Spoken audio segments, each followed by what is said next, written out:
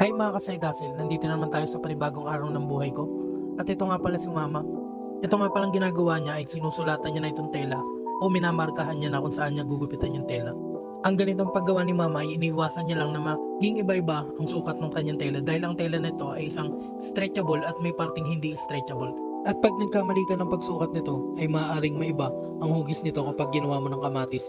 Maaaring maliit lang o hindi maging tugma kapag nilagyan mo na ito ng palaman. Dahil maaaring pag nilagyan mo ng palaman ay hindi maging stretchable ang tela. At kapag ganun ang nangyari, magiging pangit na ito at may hirapan ka nang ulitin pa.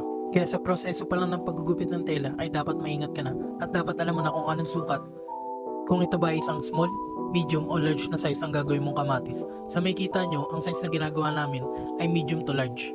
Sa proseso ng pagmamarka o paggugupit ng tela na ito, ay ito ang pinaka nakakabagot o pinakamahirap na parte dahil nakakangalay at nakakasakit din sa likod. Kaya nga sabi nila, kapag may nilaga, may tiyaga.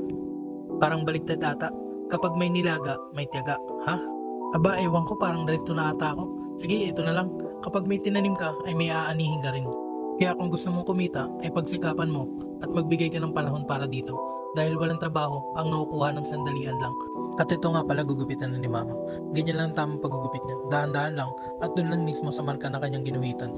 Kahit paulit-ulit man itong proseso, at least matatapos mo ito. Kaya kailangan mo dito ng tiyaga at pasensya kung gusto mong kumita.